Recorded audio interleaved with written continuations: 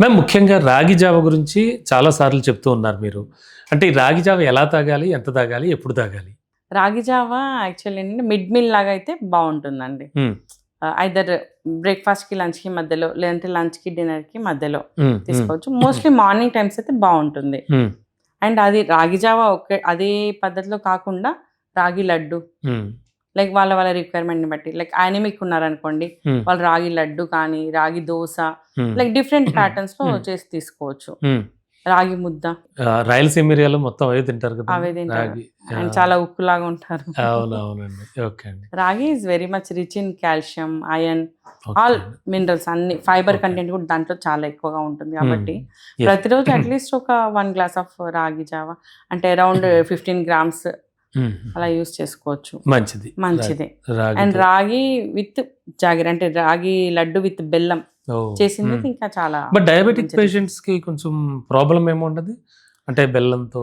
హ్మ్. బెల్లం తీసుకోవచ్చు వాళ్ళు. హ్మ్. పర్వాలేదు. హ్మ్. లిమిటేషన్. లిమిటెడ్‌గా ఆ! తీసుకోవాలి. Like weekly once or twice అలా పర్వాలేదు. Ma'am come back to millets. Millets గురించి మాట్లాడుకుంటున్నాం మనం. ఇందులో చాలా రకాల చిరుధాన్యాలు ఉన్నాయండి. హ్మ్. సజ్జలు, రాగులు, జొన్నలు ఇలా. అంటే సామలు చాలా ఉన్నాయండి. సో, అంటే వీటిలో ఏవైతే ఎలా తీసుకోవాలంటే మన బాడీ తత్వాన్ని బట్టి తీసుకోవడం మొదలుపెట్టాలా? లేకపోతే మీలాంటి డైటీషియన్స్ చెప్పినటువంటి అవన్నీ ఫాలో అయితే బెటర్ అంటారా? ఎట్లా తీసుకోవాలసలు ఇవి? యాక్చువల్లీ రైస్ ఎలా చేసుకుంటాం అలా చేసుకోవచ్చు. చేసుకోవచ్చు. లేదు అంటే ఉప్మా, హ్మ్. ఉప్మాలా తీసుకోవచ్చు. Hmm. Hmm. Like different patterns yes dosa, ma'am. Yes ma'am. Idli or hmm. In any form ఇది తీసుకోవచ్చనమాట. No problem. Hmm. Only thing అదేంటంటే హ్మ్. 30-45 గ్రామ్స్ మాత్రమే అలౌడ్ పర్ డే. ఓహో! Per day. Per day. Oh! హుహు. అది కూడా రోజు కాకుండా ఆల్టర్‌నేట్ డే తీసుకోవడం ఇంకా బెటర్. హుహుహు. హ్మ్. ఓకే. ఎక్కువ శాతం అంటే కొర్రలు, సామలు హ్మ్. హ్మ్. ఇవి ఎక్కువ మనకి ఈజీగా అవైలబుల్ ఉంటాయి అవునండి. కాబట్టి అవి దొరుకుతున్నాయి కూడా మార్కెట్‌లో. ప్రతిరోజు తీసుకోవచ్చు. No problem. తీసుకోవచ్చు. ఓకే అండి. Limitation 30-45 grams. ఖచ్చితంగా. అంత తప్ప ఇంకెక్కువ తీసుకోకూడదు. హ్మ్.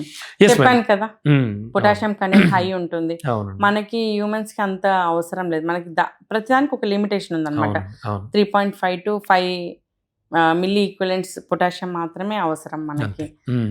ఇప్పుడు ఇలాంటివన్నీ మన ఫుడ్‌లో ప్రతి దాంట్లో ఉంటుంది. హ్మ్. దీంట్లో కొంచెం ఎక్కువగా ఉంటుంది కాబట్టి limitation. Yes. Like birds, horses వీటికేంటంటే అవి ఫ్లై అయినప్పుడు ఎక్కువ సర్వీస్ చేస్తాయి. అవును. హార్ట్ బీట్ ఎక్కువగా వాటికి అవసరం. అవసరం. మన హ్మ్. హార్ట్ బీట్ అంతగా కొట్టుకోవడానికి మనకు అవసరం లేదు కాబట్టి అవసరం. యాక్చువల్లీ చిరుధాన్యాలు బర్డ్ ఫీడ్ అని అవును. బర్డ్స్‌కేసేవాళ్ళు ఇదివరకి. బర్డ్స్‌కేసేవాళ్ళండి. అవును. ఆ! సో, దట్స్ వాట్ 35-40 గ్రామ్స్ 40 తప్ప. గ్రామ్స్ అంతే. Yes ma'am. And what about sports persons madam? వాళ్ళు చాలా ఎక్కువ కష్టపడుతూ ఉంటారు. చెమట ఓడుస్తూ ఉంటారు. పరిగెడుతూ ఉంటారు. ఆటలాడుతూ ఉంటారు. అథ్లెట్స్. హ్మ్. వీళ్ళకేమైనా స్పెషల్ మీల్ ఉంటుందా? స్పెషల్‌గా తీసుకోవాలంటారా? ఎక్స్‌ట్రా వాళ్ళు ఎనర్జీ రిచ్ అంటే క్యాలరీ రిచ్ ఫుడ్డే తీసుకోవాలి. ఆ తీసుకోవాలి. క్యాలరీ రిచ్ కూడా లైక్ ఫ్యాట్ ఇలాంటివి కాకుండా హ్మ్. Like energy giving foods, carbohydrate content హ్మ్. అలాంటివి ఎక్కువ తీసుకుంటే better. Body building foods like protein rich food, eggs, chicken, fish హ్మ్. అలాంటివి. వెరస్ వెజిటేరియన్స్‌కి మళ్ళీ ప్రోటీన్ సోర్స్ వచ్చేసి సోయా మీల్ మేకర్ గానీ, సోయా అవును. తోఫు కానీ, హ్మ్. హ్మ్. లేదంటే మొలకెత్తిన మీల్ మేకర్ గింజలు ఆల్సో గుడ్డా కానీ. అండి?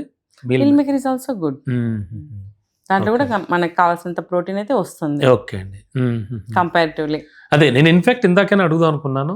యాక్చువల్లీ మ్యామ్ స్థూలకాయం రావడానికి ప్రధాన కారణం అంటే ఎక్కువగా మీరు వెజిటేరియన్స్, నాన్ వెజిటేరియన్స్‌లో ఎవరిలో చూస్తూ ఉంటారు? అలా ఏమైనా ఉంటుందా? అలా ఏమి ఉండదా? ప్రస్తుతం అయితే అలా లేదు. ప్రీవియస్‌గా ఉండేది.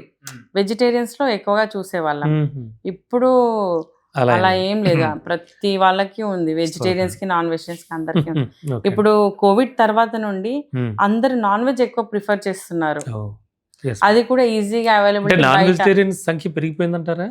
నాన్ వెజ్ సంఖ్య పెరిగింది. హ్మ్. అండ్ ఏంటంటే బయట అవైలబిలిటీ ఎక్కువగా ఉంటుంది కాబట్టి హ్మ్. బయట అంటే లైక్ ఇంట్లో కొందరికి అలో ఉండదు కదా అవునండి. కుకింగ్‌కి. అవునండి. వాళ్ళందరూ బయటదే తినడం వల్ల హ్మ్. Oil content, yes ma'am. Tasting కోసం వాళ్ళు ఏదో అవును. యూజ్ చేయడం. అవును. హ్మ్. వాటన్నిటి వల్ల ఒబెసిటీ అనేది ఎక్కువగా చూస్తున్నాం. Yes ma'am. Yes. Home made అయితే మనం కంట్రోల్‌లో ఉంటుంది ఆ! గదా! ఆబ్వియస్‌లీ. జస్ట్ ఇప్పుడు మేము ఎడ్యుకేట్ చేసినట్టుగా లైక్ అవును. బాయిల్డ్, స్టీమ్డ్ ఆర్ హ్మ్. రోస్టెడ్, హ్మ్. గ్రిల్డ్ హ్మ్. హ్మ్. ఇలా చేసుకొని తింటే ఏ ప్రాబ్లమ్ ఉండదు. ఉండదు. హ్మ్. ఓన్లీ లైక్ బయట లైక్ డీప్ ఫ్రైడ్ హ్మ్.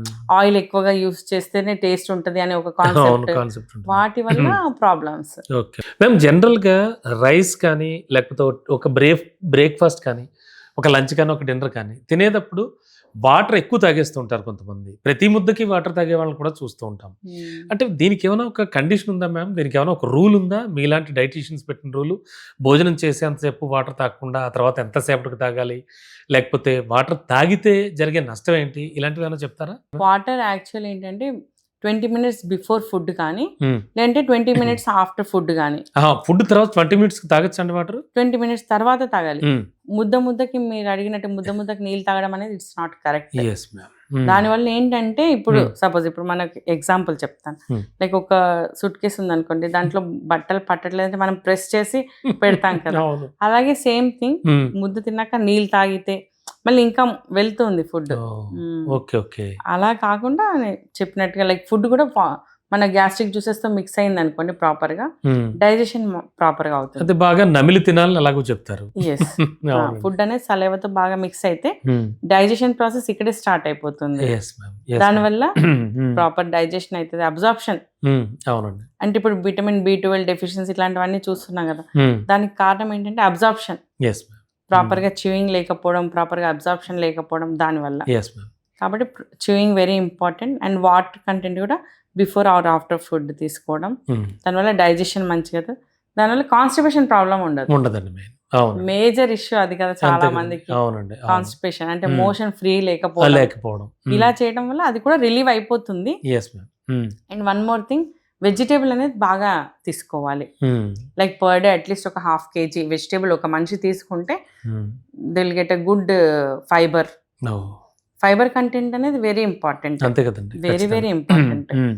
మంచి డైజెషన్కి లైక్ Hmm. డయాబెటీస్ కంట్రోల్కి అవునండి. అన్నిటికీ ఫైబర్ అనేది చాలా ఇంపార్టెంట్. అవునండి. అవును. అండ్ హార్ట్ ఇష్యూస్ ఉన్న వాళ్ళకి కూడా ఫైబర్ ఏం చేస్తుందంటే ఆ ఎక్స్ట్రా ఫ్యాట్ని బైండ్ చేసి ఇవాక్యుయేట్ చేసేస్తుంది. యెస్. Yes ma'am. కాబట్టి ఫైబర్ కంటెంట్ అనేది ఉండేలాగా వెజిటేబుల్ ఎక్కువగా ఇంక్లూడ్ చేసుకుంటే better. Yes ma'am. Like for example cooked vegetable, hmm. Salad, leafy vegetable, hmm. Either with dal or separate leafy vegetable, hmm. Hmm. ఇవన్నీ కూడా ఇంక్లూడ్ అవ్వాలి. Yes ma'am. And ma'am one more thing ఏంటంటే diabetic patients జనరల్‌గా సరే diet పాటిస్తారు.